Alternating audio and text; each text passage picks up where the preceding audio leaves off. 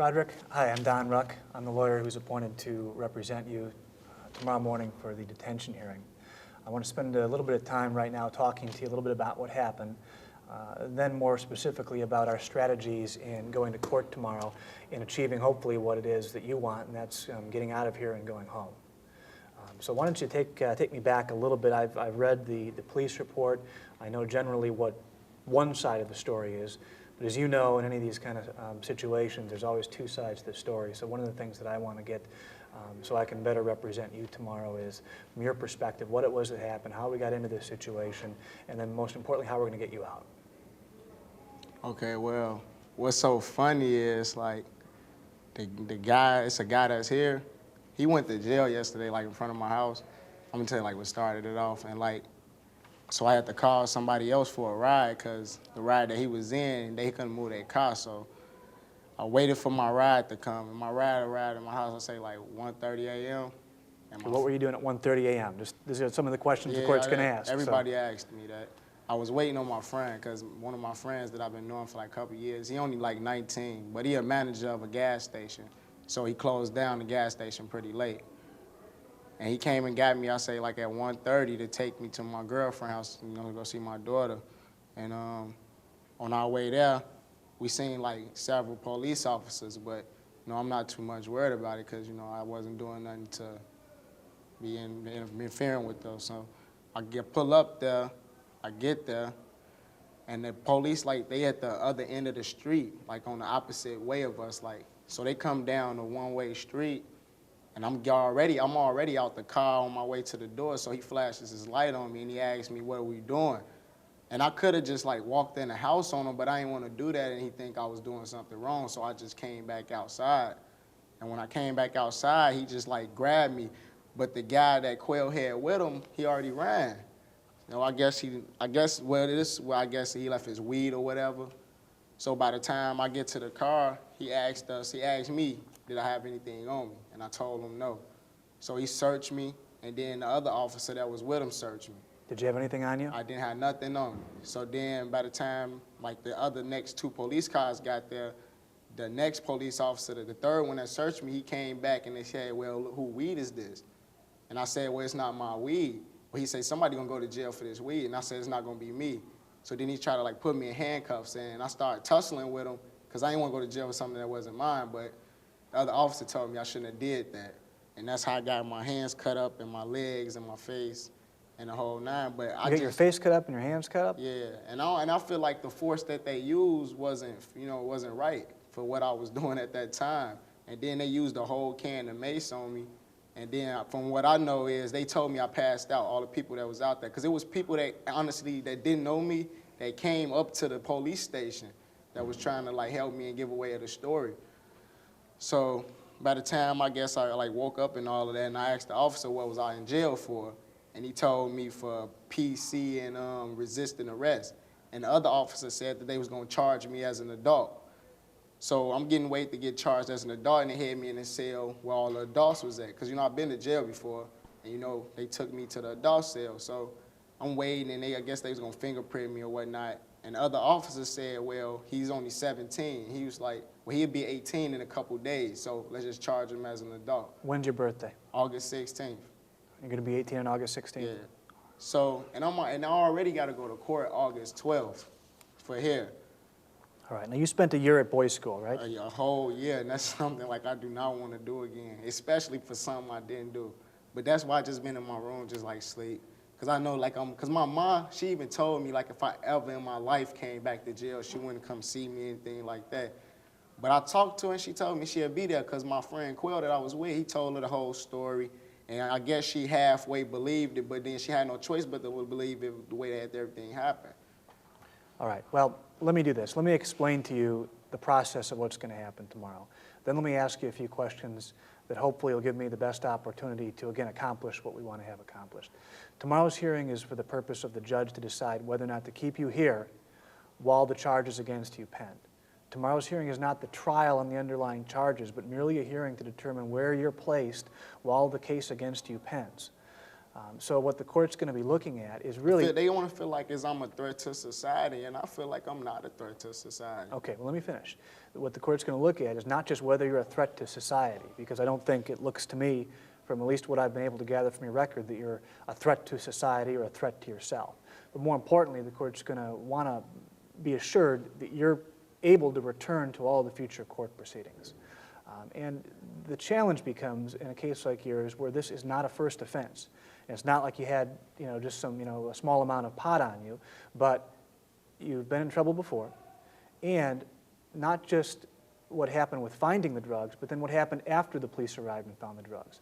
The resisting arrest and the things like that we just talked about are things that I think the court's going to be particularly concerned about in deciding whether or not it's safe to let you out. Do you follow me? What do you think we can do to tell the court, what would you tell the judge that, why you should be let home?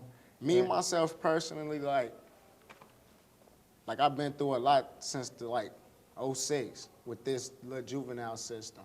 And, tomorrow I honestly think I'm going to have my probation officer on my side. What do you think he's going to say? Not even he, she, just for the simple fact, I've been on this probation since I got out of boys' school, since December. So December 9th.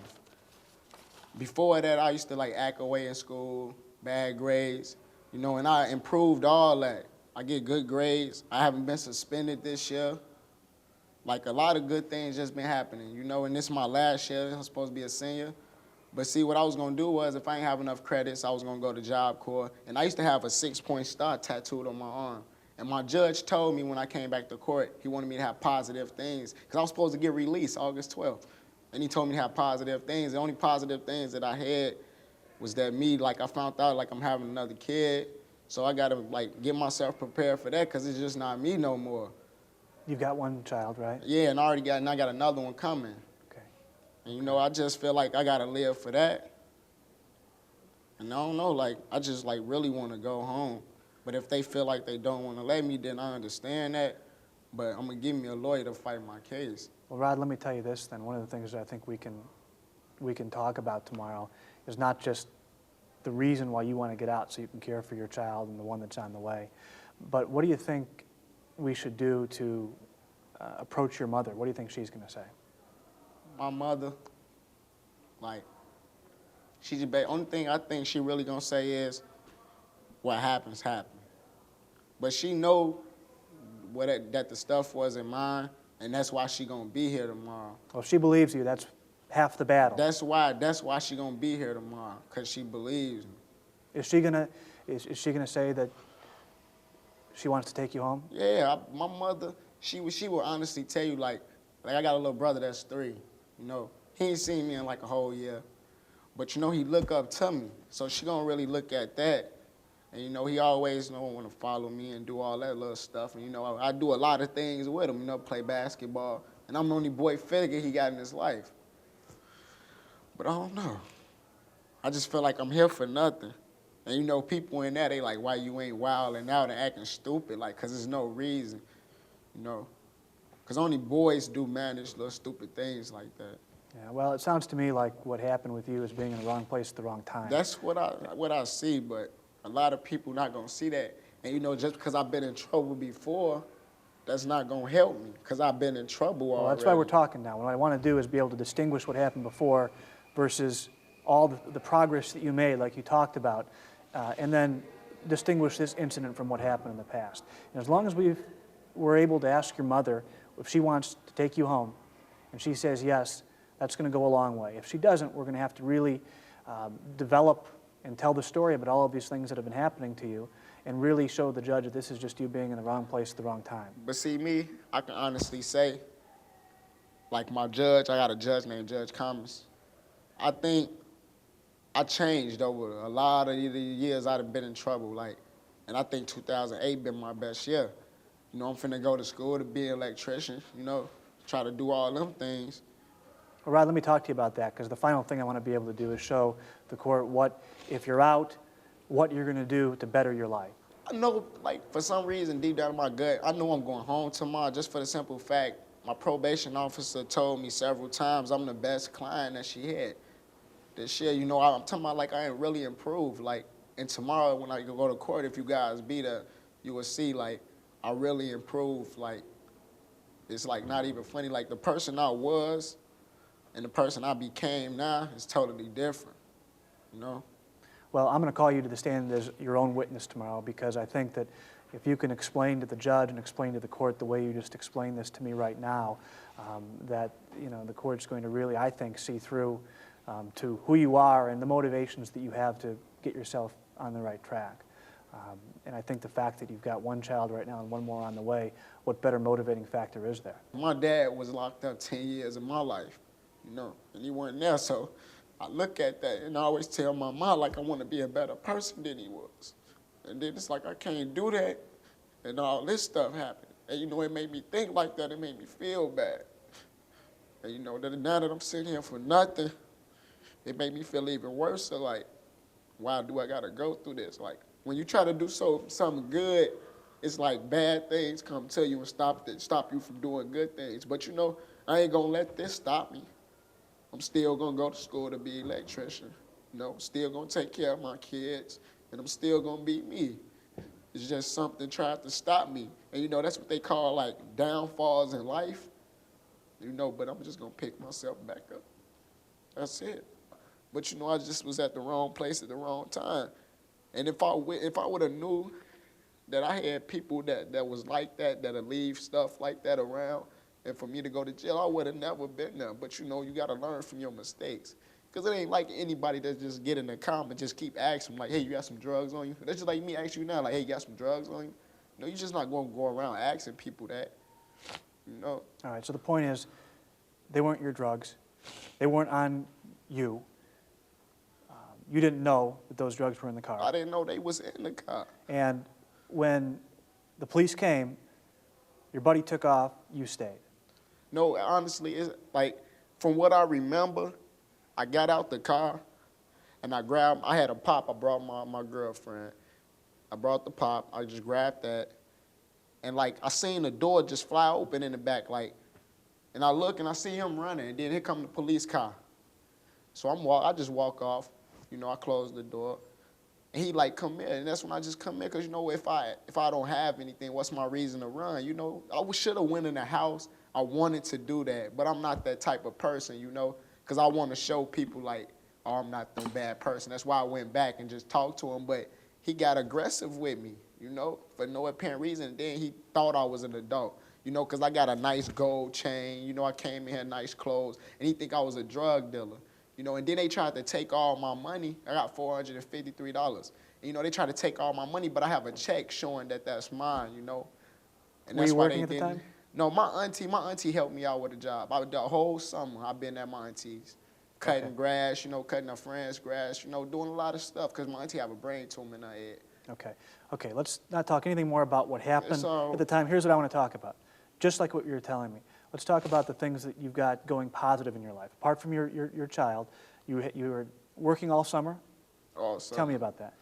Working, like, just cutting grass, helping out elderly people, because my auntie elderly, and basically that's all I did. And just chill at her house sometimes and play with my brother, Besides that, I played at first, at the beginning of the summer, I tried to play basketball at the summer camp, but too much running for me.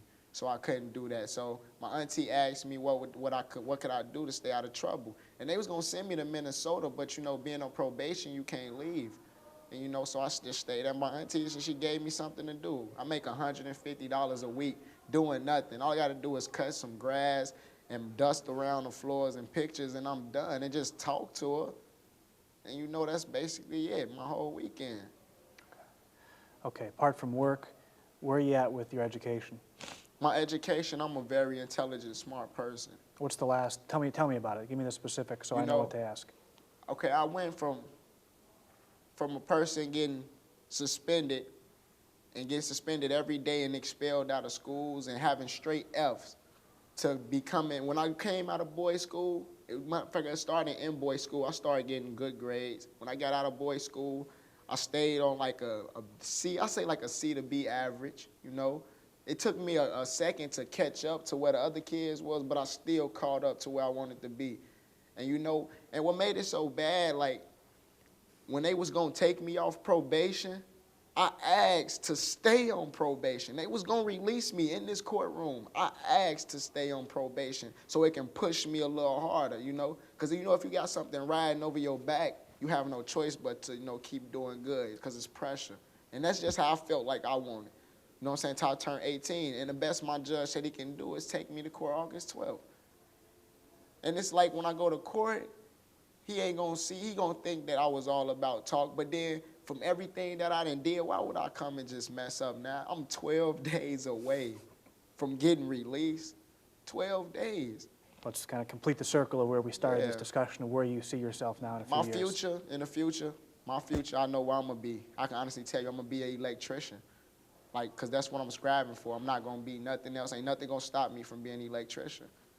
That's something I wanted to do. I started off wanting to be a bricklayer, but now I want to be an electrician. And I'm going to go to school for that. And my mom, my auntie, they're going to be on the verge of paying that once I go to school for everything, you know? Well, Rod, you've convinced me that you're certainly on the right track with things. Now our job is to convince the judge tomorrow. We'll talk a little bit about your child. I think that's an important motivating factor in your life, a reason why you want to get out so you can help. Tell me a little bit about that. Tell me a little bit about the role you have as a father. Well, to be honestly with you, I came out of boys' school December 9th. I ain't found out I had a child until like that February. And then just like a month ago, this other girl I used to talk to, she came and she told my mom that I had a child on the way. So my mom, so that's 2 childs that's involved in my life. Now the one that's already big, I'm starting to like trying to get into her life. And you How know old is she? She 3.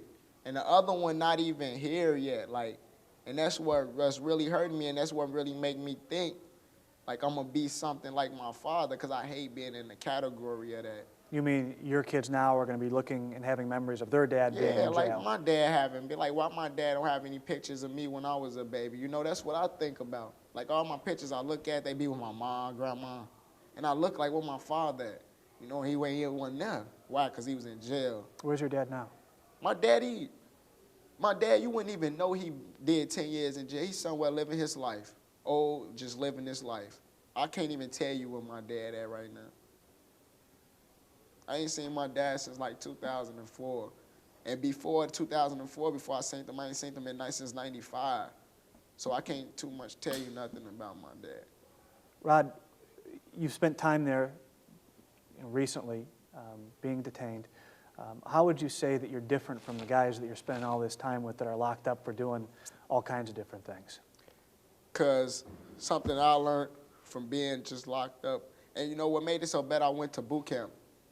So, you know, it's motivation. So I think personally, the people that's in here now, they think they men, but they boys, because boys do what they want, you know. Well, men do what they can, you know. And they all, I don't know, like, they just, you can different, like a man can sit here and take pressure, like, and not relieve himself, hold his self-control. A boy, he'll wild out, like, oh, he said something to me, drop of a hat, he ready to fight, you know? And I don't know, maybe people just don't have them positive things. You know, they watch these rap videos and they think it's all about selling drugs and getting big cars. You can have all of that. Like, I got all of that, and I got it all. I ain't touched a drug in my, since I've been home. You know, it's been like a long time, Like, Okay. I can honestly say. All right. There's plenty of things that we have to talk about, motivating factors in your life. There's a lot of things, I think positive things. We know the challenges that we have are distinguishing what's happened to you in the past, because if it's much different if this is the first time you're ever here. It's very easy for us to go to the court and say, well, you made a mistake. Tomorrow, like I say, I'm optimistic that the court's going to really be well received, at least to understanding that you're not a threat. A big part of it's going to be what your mom has to say. That's going to be a big part of it. What I want you to do tonight is, again, focus on the consequences of what happened and how you've learned from that. And here's what I'll ask you to do. I want you to think tonight, if your younger brother came up to you and said, what happened? What do I learn from this? What advice would you give your 3-year-old brother about what happened? Think about that, and maybe that can help you to really focus what we're going to talk about tomorrow. Rodrick, we'll see you tomorrow morning. Okay? That's fine with me. Okay. Take care.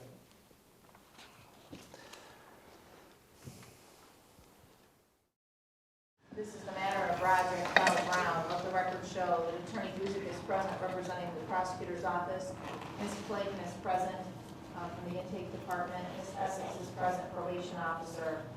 Attorney Wruck is present, representing Rodrick in this matter. Will you state your name, young man? Rodrick Brown, miss. And how old are you, Rodrick? 17, I'll be 18 in another 7 days, miss. Okay. Your name, ma'am? All right. Your name, sir? Robert Zemburski, Family Support Services Program, Family Therapist. So you've been providing therapy to Rodrick and his mother? Yes. All right. This matter is set today for a detention hearing, a probable cause hearing. Rodrick, did you see the movie that explained your rights? No, yes, ma'am. Do you understand what your rights are? No, yes, ma'am. Do you have any questions about them? No, ma'am. All right. Mr. Wruck, you've read the fact sheet from the East Chicago Police Department. I have, Judge. Do you have any issue with regard to probable cause in this matter? I don't. So at this time, this child is charged with possession of marijuana and resisting law enforcement. Do you have any witnesses that you would like to call on his behalf? Judge, I have several witnesses. I'd like to start off today by calling Rodrick Brown to the stand. Okay. Rodrick, want to have a seat up here, please? Okay, young man, tell us your name. My name is Rodrick Lavelle Brown. Mr. Brown, this isn't your first time being involved with this court or with the detention center, is it? Sir, no, sir. Can you give us a little bit of background as to your prior involvement before the charges that brought you here today? Well, before I got into the situation I'm in now, I got in trouble about a year ago, which caused me to go to the DOC of boys school. And I spent about a year of my life there. And, you know, the stuff that I went for, you know, I took responsibilities for my actions, and, you know, I know what I did. This is my first, like, interfering with the law and all that since I've been home. And I just feel like everything I've been working for, like, just trying to get my life straight, it's like it's going down the drain. But my mother tell me, like, it's a lot of downfalls that I'm gonna have in my life, so I shouldn't let them stop me from doing what I'm supposed to do. And, you know, regardless if I go home today or when I go home, I'm still gonna go to Job Corps, I'm still gonna go to school, and I'm still gonna go to be an electrician. And, you know, my mother know, I don't know if my probation officer or my counselor been informed, but I think I talked to my counselor about it months before. You know, I got a kid on the way, so I really can't live for me no more. Okay, let's back up a minute, Rodrick, and let's take this one step at a time. The purpose of today's hearing, as you understand, is for the court to make a decision whether or not you should remain detained while these charges against you pend, or whether you should be released to the custody of your mother with or without certain restrictions. You understand that? Rod, do you understand that? Yes. Okay.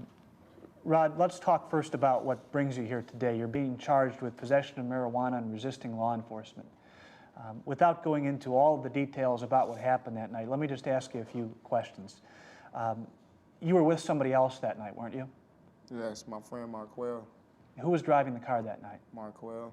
Where were you seated in that car? In the passenger seat. And there was another person that was with us too. And he was in the back. And his name Artie. Now, let me just ask you point blank. There was marijuana that was found, correct? Sir, yes, sir. Was that your marijuana? No, sir. What happened? Well, around like 10 o'clock, my mom had to be at work. And you know, she know I go to my girlfriend's house. And I went to my mom couldn't take me to work, so my friend Marquell, you know, he's a real good friend of mine, my best friend. And, you know, he closes his store down, the gas station, because he's a manager of a gas station. And he closed that down like around 12:31. And he came to my house at about 1:30 a.m. And if I had my phone, it would show that. And by the time I got to my girlfriend's house, I say it was about 12. No, I say 12. It's about 2 o'clock, about 2 o'clock in the morning. But on our way coming over the bridge, I already seen an officer following us. But you know, I had my seatbelt and everything on. And by the time I got to my girlfriend's house, he was sitting at the other end of the street, like he was watching us. But I got out the car, and me and the guy that was in the back was supposed to switch seats. And the police came down the one way, and the guy in the back took off. But I kept going to the porch. You know, I have no reason to run. So the officer flashed the light on me. It was two of them inside one car. And he asked me where was I coming from. He kept asking me, did I have an ID? And you know, I told him, no, I'm only 17. And he replied that I was lying to him and told me I was older. So he asked me for my ID. So I just came off the porch. I could have walked in the house on him, but I didn't want him to feel like I had anything. So I walked back to the car, and by the time I put my hand on the car, he started raising my arms behind my back, you know, and it was hurting me. And I was asking him what he was doing. He was like, well, why your buddy run? Why your buddy run? And I told him I didn't know why. So in the meaning of that, the other cop, he sprayed me with pepper spray. And they sprayed me with so much pepper spray, like I fell out, like I couldn't breathe or nothing like that. And the ambulance came in the mix of all this. And then, like, by the time I got to the police station and I asked him what was I being taken to jail for, he said resisting arrest and PC. And then, like, in the mix of all that, I heard them talking about charging me as an adult. And I didn't tell nobody I was on probation or anything like that. And the other officer, they like closed the door, I guess, so I couldn't hear them talk. And then he came back, and I guess they was trying to scare me, telling me I was going down for a long time. And the other officer felt bad for me, so he charged me as a juvenile. You talked a little bit about, when you started speaking today, about the change that you had thought you were making when you went to Boys Town, and that you were disappointed now that this is going to set you back. Tell me what it is that you learned in going through a year in Boys Town, and how you can convince the court today that, having gone through that, why you're back in handcuffs and in court again. I think, me, myself personally, and not what everybody think about me, what I think, me going to boys' school showed me more how to be a man than being a boy. It showed me how to grow up. Because before I went to boys' school, I was a boy. And you know, when I left there, I came out as a man. Because you know, only a man can, you know, do and confess up to the things that he doing, you know, make up for man things. And you know, a boy here, like say if anybody want to start a fight or anything, a boy will fight in a snap of a second, a man to sit there and talk and, you know, try to resolve that problem. And I just felt like it calmed me down a totally different life, because I felt like if I would have just got released last year and never went to boys' school, I think I'd honestly be across the street somewhere or here for something even worse than what I'm here for today. You have a child? I have a child. You have one more child on the way? On the way. Does the fact that you have a child in your life and another child on the way motivate you in any way to try and get your life turned around once and for all? Yeah, cause me growing up, I ain't had no father, you know? Where was your father? And my father spent 10 years of my life in jail, you know? And every time I think about that, and you know, my sister, you know, she talks with the other girl, you know, and she tell her that I'm supposed to have a boy on the way, but when I think about that, you know, I just think about my dad, and I don't want to be nothing like him. You know, and my dad been out of jail for the past, like, 5 years now, and I ain't seen my dad more than twice, you know? Where's your dad now? I really don't know. For far as what I know, the dad that I did have, he's dead. You know, that was my stepfather. My real father, he spent most of my life in jail. And you know, and now that I'm here, and then I think about that, it just made me feel bad. And then it's like, when I think about it, like, I could have honestly did something and made myself come here for a reason, but I'm not gonna even think like that. What do you think should happen to you today? What should the court do? To be honest, if letting me home is just I want to do it for the kid, you know? That's all I really want to do it for, if anything. I want to do it for myself too, and my mother, but I just been working so hard, and I don't want to feel like I just let all that go to waste. And it been like a year and a half, like a half a year now, you know, and I'm talking about I improved on my schoolwork. I ain't been suspended none a year I've been in school, and that's like, that really make me feel good, because I'm used to getting suspended and little stupid stuff. I'm finna be a senior in high school. Okay, so you want to go home, correct? Yes, sir. You want to be released to your mother's custody, correct? Yes, sir.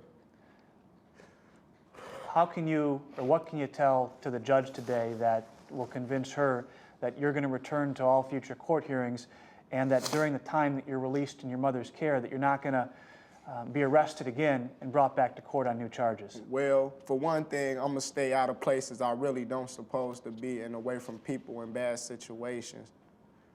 And for 2, I have to come back here because I got another court date. I was supposed to go up for release, I think, next week on the 12th. So I have to come back for that. And then regardless of anything, I still gonna have to come back, you know, because that's my responsibilities. I'll be 18. Have you ever missed any prior court dates? The only court date I ever missed is when I cut my house arrest ban. And that's when I was young, dumb, and stupid, you know? How old were you then? 16, 15, around them 2 ages. That's the most years of my life I've been in trouble. Okay, that's all I have, Judge. Mrs. Guzek, do you have any questions for Rodrick? Yes, Rodrick, were the other people you were with arrested?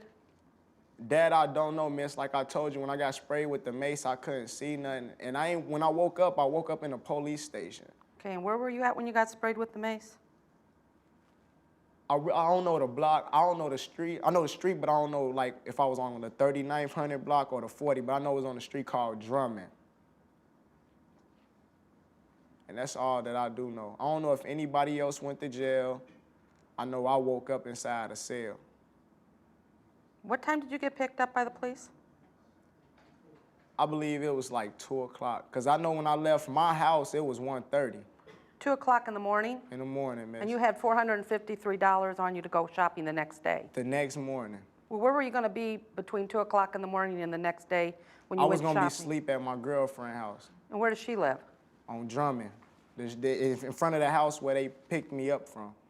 And you said you were going to go into the house when the police stopped you? Yeah, they flashed the light, and the only reason why I turned around, because he said, hey. You know, I seen the light, but I ain't want him to feel like I had anything with him knocking on my girlfriend's door and her mom think I'm causing problems. So I just walked back to the car. And when I walked back to the car, they got all aggressive with me. So if I understand what you're saying here, you're still on status with this court. You've been to the Department of Corrections. Yes, ma'am. You've been on status for quite a while, not real successfully. It's 2:10 a.m. in the morning. You're in a city other than that you reside in, and you've got marijuana on you. That's what they say. Oh, but that's not true. Let me object. I'm objecting any questions dealing with admissions related to the underlying charges that are pending against him. Well, I think he's already been asked those questions, Judge. I'm going to overrule your objection. He can answer the question. You did ask him that on direct, Mr. Wruck, so he can go ahead. You can answer the question. What was the question, sir? Miss? I'll repeat it. You've been on status with this court since 2005. Yes, ma'am. You've had a number of services, including you've been to the Department of Corrections. Yes, And ma'am. you've been on status since then, not real successfully. It's 2:10 a.m. on August 2nd. You're in a city other than that you reside in, and you have marijuana on you. Can you explain that? Okay, I can explain me being out 2 in the morning. The reason why I didn't go to my girlfriend's earlier because my mom have to be at work at 10 o'clock. And my friend Marquell, you know, I can bring papers back showing that he's a like a manager of a gas station, and they don't close their gas station until about 12:30, 1 o'clock. And by the time he get to my house at B's, like 1:30. And by the time I made it to EC, it was already 2 o'clock because it takes about 30 minutes to get there from my house. And as far as having marijuana on me, miss, I wouldn't, me, myself, honestly, I wouldn't carry no marijuana on me around 2 in the morning, even if I had any marijuana. And the person that had the marijuana, they didn't even catch him. So when the police said the marijuana was in your pocket, that's a lie. That's a lie, because I promise you, I can bring back, like, that's why I thought I was going to court across the street. I could bring back 1,000,001 people to say they did not pull that weed out of my pocket. Because 1,000,001 people. I got searched before I even got sprayed with the mace. How many people were out at this scene at 2:10 a.m.? I say it was my girlfriend, her mother came outside, her boyfriend, and 2 of the next door neighbors. Let's step back a little bit. You said you couldn't even go to your mother or to your girlfriend's house till your mother left for work. No, I couldn't leave to go to my girlfriend's house because my mother had to go to work. Because my mother have to be at work at 10 o'clock. Okay. What does your mother having to be at work at 10 o'clock have to do with you going to the girlfriend's house at 1:30? Because just in case anybody wanted to know why I did not leave to go to my girlfriend's house earlier, they'll know why I didn't, because I didn't have another ride. And my mother and my friend Marquel was my only ride. That's why I said that, miss. Well, why couldn't your mother take you to your girlfriend's house before she went to work at 10? Because my girlfriend wasn't off work yet.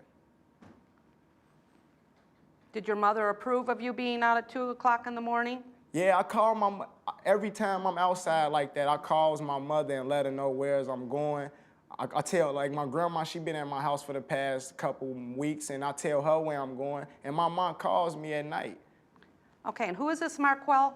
Marquel Starks, he's a best friend of mine, a real best friend of mine. My mom know him. Where does he live?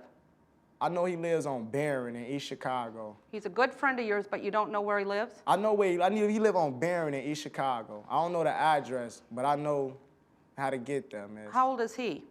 Marquel just made 20. How is it you're a friend of a 20-year-old? You're 17. Because before, when I first moved to East Chicago, he was one of the first guys I met. And you know, ever since my friend got killed a couple years ago, me and him been friends since he died, because we was involved with, you know, being with him, coming off the school bus. And that's the only reason why I deal with Marquel. And who was the other guy in the car? One of Marquel's friends, and his name Artie. And I really don't know too much about him, because he's from EC. What time did Marquel pick you up? Like 1:30. It had to be like 1:30, because we made it to EC at 2 o'clock. I looked at my phone, because I had to call my girlfriend before I came to the door, and it was like 2 o'clock. So you did go to the door there. I made it to the door. I made it right there by the door. It's just the officer flashed that light on me. And you know, if you run or go in the house, they'll try to say you running from them. So I just wanted to come back to show him that I wasn't doing nothing. Because, miss, everybody think about it, if I had anything, why didn't I go, you know what I'm saying? Why did I go back to the car? I could have just went in the house and left it alone, you know? I have no further questions, Judge. Mr. Wruck, anything else? Rodrick, despite everything that happened that night, despite the past involvement that you've had with the legal system and with this court, can you assure the judge today that you're not a flight risk, that you're not a threat, and that you're going to come back to court? Me, myself, personally, I know I'm not a threat to society, just for the simple fact, all the old people on my block, and my mother can tell you, like my block, I live in a trashy neighborhood, yeah, and I honestly go and I clean up my whole neighborhood sometimes. It may not sound like it, but I do, and my mother can tell you that, and I do it on my own time. So really, I really don't think I'm a threat to my community, because I try to help my community, you know? And then I cut my neighbor's grass, and I do all type of stuff like that. And I know I'm coming back to court because I didn't do nothing. And you know, I want to get released off probation next week, which I know that's probably not going to happen because now I got this to deal with. And you know, far as me going back home and you guys thinking I'm going to go after the dude that left his weed behind, you know, I'm not going to do that. I'm just not going to ever be around that person no more. Are you going to cooperate with the prosecutor's office in identifying the person whose marijuana that it was? I can do that. Will you do that? I will do that because it's not mine. I'm not going to jail for nothing that's not mine. I've been working too hard this year, sir. Too hard this year. The year of 2008, I have improved my whole life. My mother told me a long time ago when I was in boys' school, if I ever in my life, from now to the time I'm dead, if I ever got locked up, she wasn't going to come and see me. She wouldn't be here now. And you know, I felt that's why I know my mother believed me and she know the truth. That's why she's here today. That's all I have, Judge. I have a question. Rodrick, you've been in counseling with Mr. Zemburski? Yes? Yes, ma'am. And how long have you been in counseling with him? I can say for the past year now. Mm-hmm. Has that helped? I believe Bob's helped me. You know, Bob's a funny guy. He gets me through times, you know. And like, I'm not gonna lie, sometimes I may forget, you know, to hit him up and call him sometimes, but he reminds me, he let me know things that I need to be on top of. And he always give me this positive thing. That's why me part of going to Job Corps is part of Bob, you know? That was his idea? It was my idea, but he just helped me as far as getting into it, you know? Mm-hmm. And Bob comes see me through times when he don't even supposed to come see me, you know? Have you been having drug tests while you've been on probation? Yeah, And what about the results of those drug tests? they've been good. You've never had a dirty drug screen? I'm here now. Can you pass a drug screen today? I believe I can. What do you mean you believe you can? I believe I can. I'd do it any other time. Okay. All right, you can have a seat next to your lawyer. Next witness, Mr. Wruck. Judge, at this time, I would like to call Bob Zemburski to the stand, please.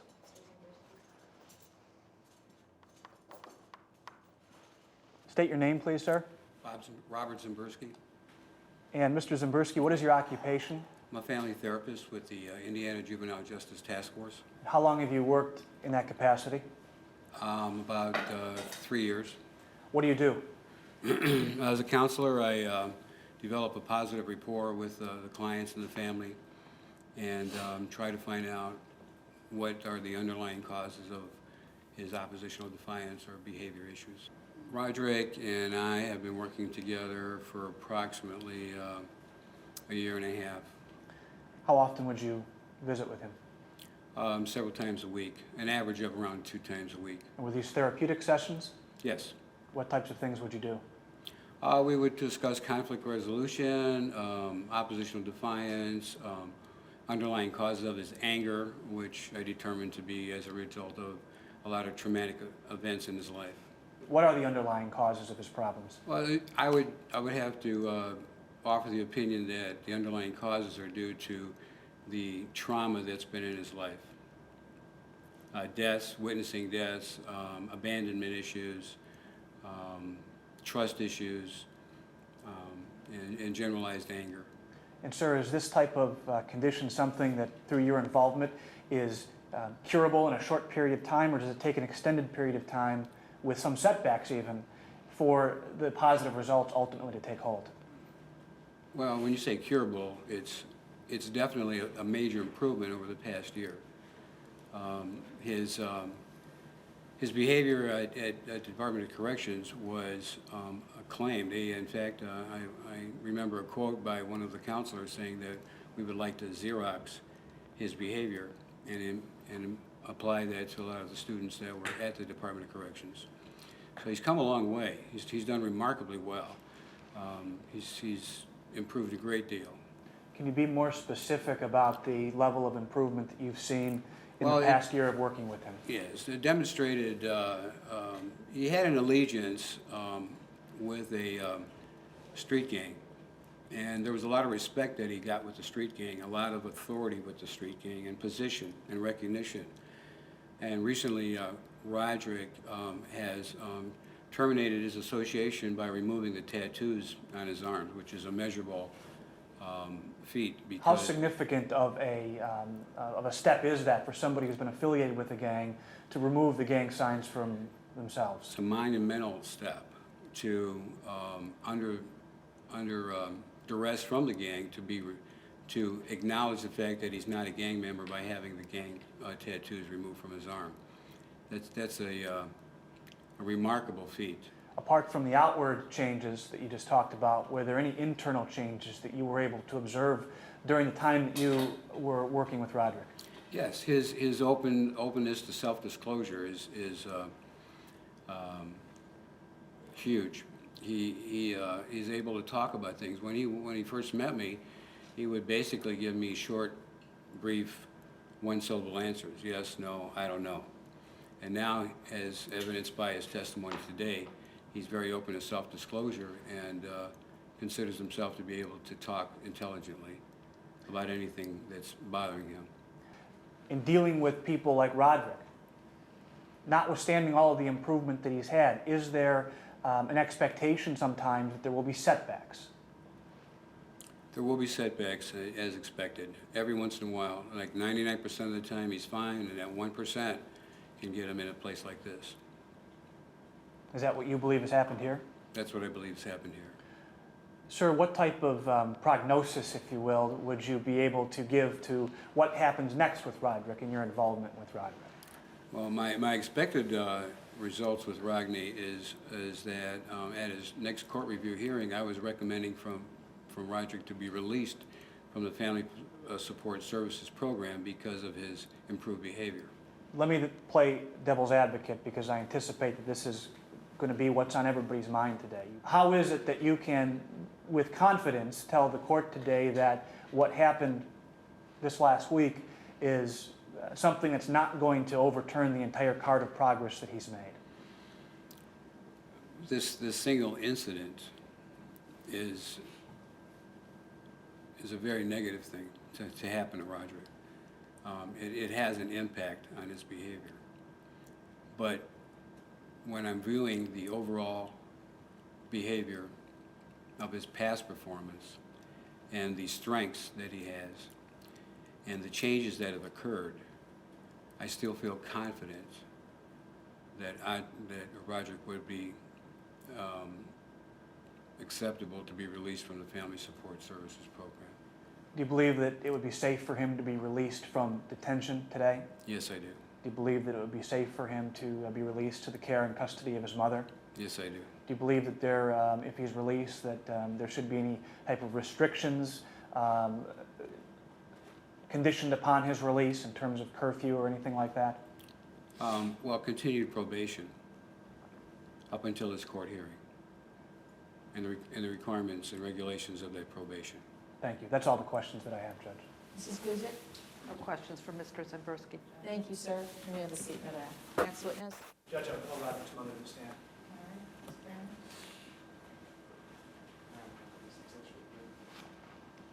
Tell us your name, please. Cassandra Brown. Let me just ask you point blank. Do you have an opinion as to whether or not Rodrick should be released from jail today and returned to your custody, or whether he should remain detained while the charges against him are pending? Well, I think he should come home because he's been doing really good. And usually, you know, I don't have a problem out of Rodrick. This is just the one time that he just, you know, maybe he should have been in the house at 2 o'clock in the morning. Well, let's ask. Should he have been at the house at 2 Yes, o'clock in the morning? because I'm at work. So, you know, he should know when I'm gone, he should be at home. He should be there. He should be there, you know, just in case something's not right. You know, my oldest daughter, she's 15. She's capable of doing it, but I like for him to be there too. Whether or not this is truly a one-time event that won't happen again, or whether this is part of an ongoing, continuing problem, how would you respond as Rodrick's mother to the court to assure the court that this is a one-time incident that won't happen again? Well, you know, it wasn't like he went outside and he really intended to do something bad. He was just on his way going somewhere. But all I can say is I could tell Rodrick to stay in the house until the court day, or, you know, don't put yourself in situations where something might happen. But if you're where you're supposed to be, you won't have that problem. Ms. Brown, have you noticed improvement in Rodrick over the past year? Yes. Yes. Why don't you talk about that? Rodrick has a temper problem. You know, back in the day, he used to, you know, he was a little younger. I don't know if that just come from his dad not being around, you know, and to get a little frustrated. But he's done very well since he's come from the boot camp. You know, he used to punch walls and, you know, that was his way of letting out his frustration. He wouldn't talk to me, but now he does. Even when I'm watching TV, he'll step in front of me and, Mom, I want to talk. Usually, that's not usually what he'll used to do back a year ago. So today when you heard Rodrick expressing his real, I think, deep feelings about his father not being involved in his life, and about what brought him here today, that's not something he would have done before he went a year ago to the boot camp? No. So he has come a long way, hasn't he? Yes. Do you believe that if he's released to your custody today that he would be able to follow your rules? Yes. He has been. That's just, usually sometimes I'll drop him off at his girlfriend's house if I got time. But I have 4 other kids, you know, and sometimes he wants me to do things that's just not, I can't do at the moment. So usually I'll take him, I'll drop him off, and I'll pick him up. But in this case, that's not what happened. That's all I have. Mrs. Guzek?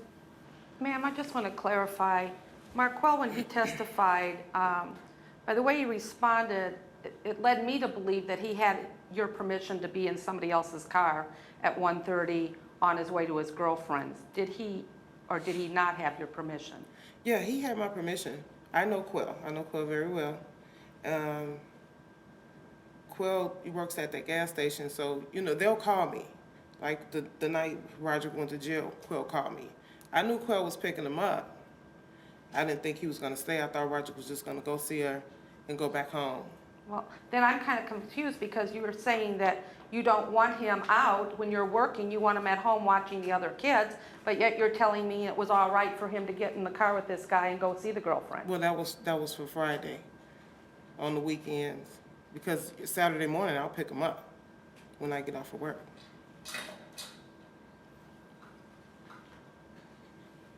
And you give him permission to go out at 2 a.m. or 1:30 a.m., knowing he's had all these problems, that he's on status with the court, and that there's a curfew in the city of Hammond and East Chicago? Well, it's not like he was gonna be walking the street. All he was supposed to do was get a ride from my house to someone else's house. I have no further questions, Judge. Thank you. Other witnesses, Mr. Rock? No, Judge. Mrs. Guzek, do you have any witnesses? No, Judge. Ms. Essex? Your Honor, I have been working with Rodrick off and on over the past few years. Placed on intensive probation, I believe, in 2006, and he lasted about 2 weeks. He cut my monitor off and he disappeared for months. When Rodrick was located, he did go to Camp Summit and came home through the community transition program, was placed back on probation with me, and provided services with Mr. Zemburski. I will be perfectly honest, I was very shocked this morning when I found out that Rodrick was back. He is scheduled to have court with Magistrate Commons next Tuesday, the 12th, for a review hearing that we were hoping to be able to release him at. In addition to the fact that Rodrick has opened up to me much more over the past few months, he was doing better at school, he was doing much better at home. Not only did he have the gang tattoos removed on his own, which he told me he was going to do that, and I did not really believe it was going to happen. A few weeks later when I saw him, it had.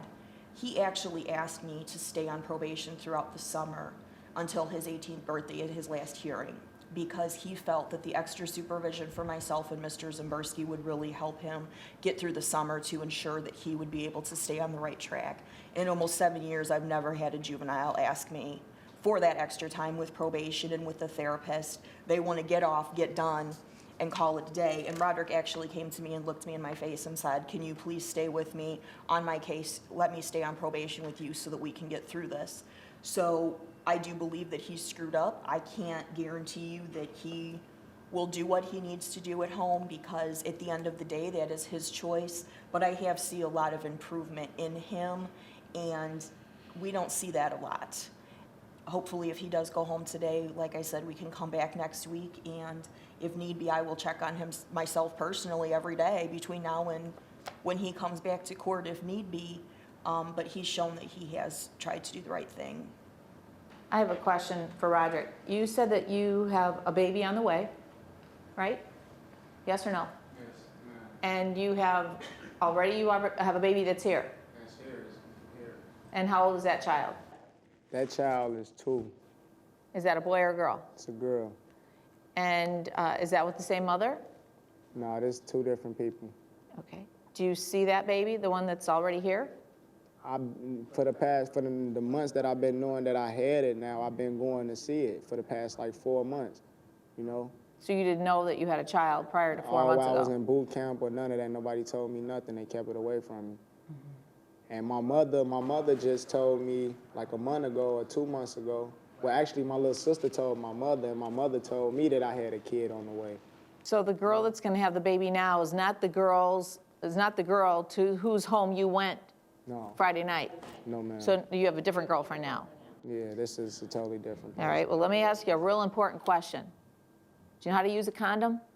Yes, ma'am. Do you use it? Yes or no? Yes, ma'am. Because I'm going to tell you what. You sat up here, gave a very heart-wrenching dialogue about you growing up without a father. Okay, after doing this 26 years, you had me choked up. You've got one here, one on the way. You don't have a relationship with either of those girls, right? Except one. One I have a relationship with.